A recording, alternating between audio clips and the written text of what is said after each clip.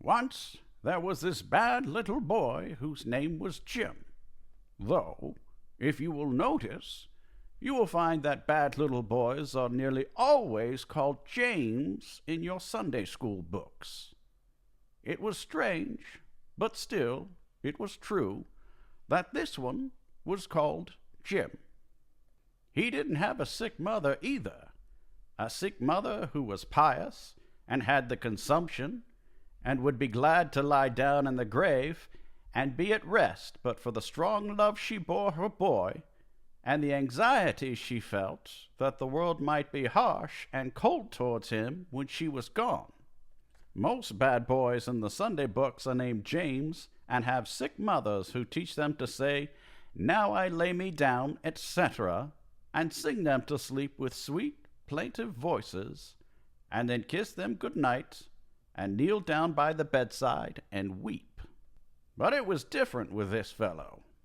He was named Jim, and there wasn't anything the matter with his mother. No consumption, nor anything of that kind. She was rather stout than otherwise, and she was not pious.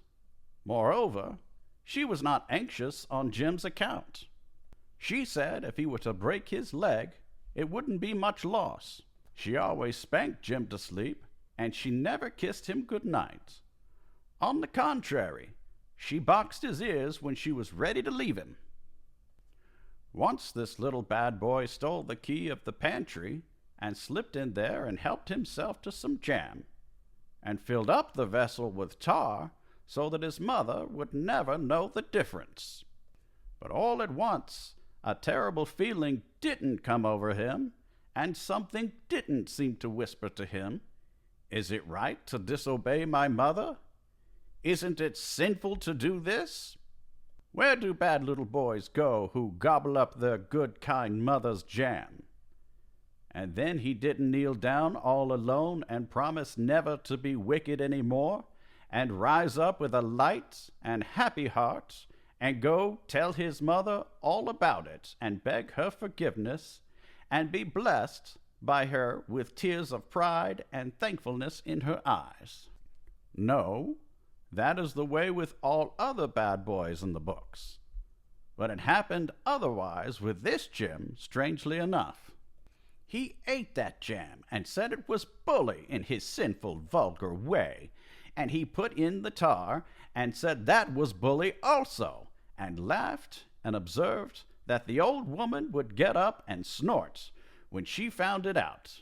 And when she did find it out, he denied knowing anything about it, and she whipped him severely, and he did the crying himself. Everything about this boy was curious.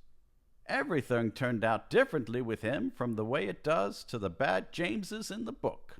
Once he climbed up in Farmer Acorn's apple tree to steal apples, and the limb didn't break, and he didn't fall and break his arm and get torn by the farmer's great dog, and then languish on a sickbed for weeks and repent and become good.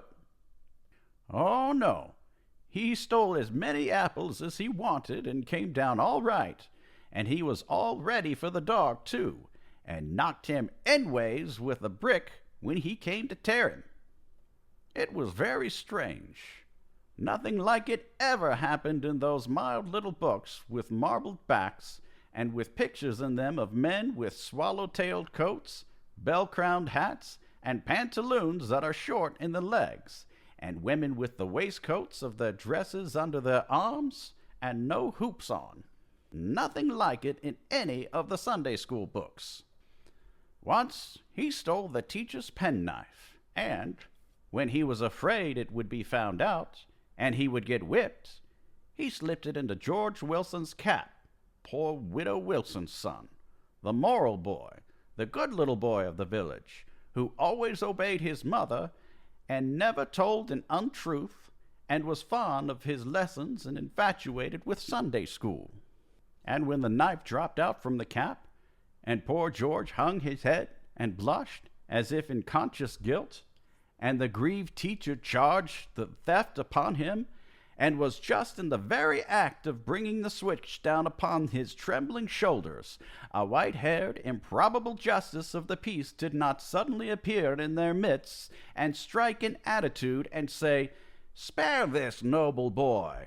There stands the cowering culprit." I was passing the school door at recess, and, unseen myself, I saw the theft committed.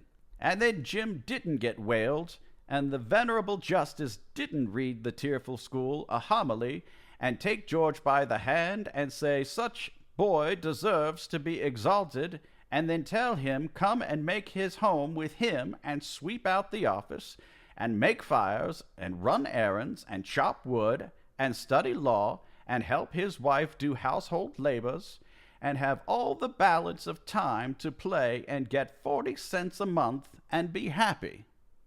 No, it would have happened that way in the books, but it didn't happen that way to Jim.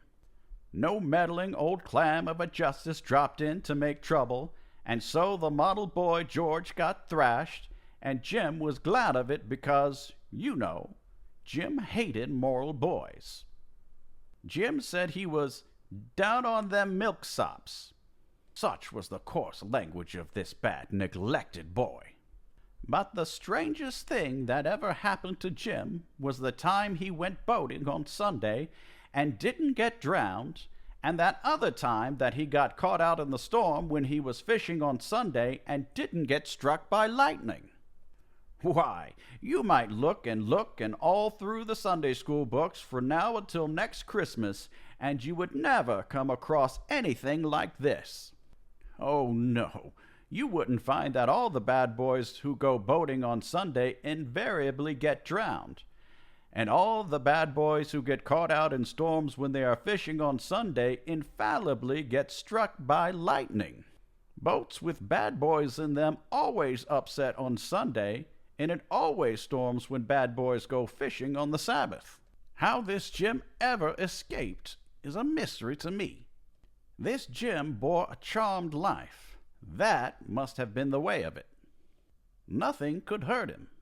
He even gave the elephant in the menagerie a plug of tobacco, and the elephant didn't knock the top of his head off with his trunk. He browsed around the cupboard after essence of peppermint and didn't make a mistake and drink aqua fortis.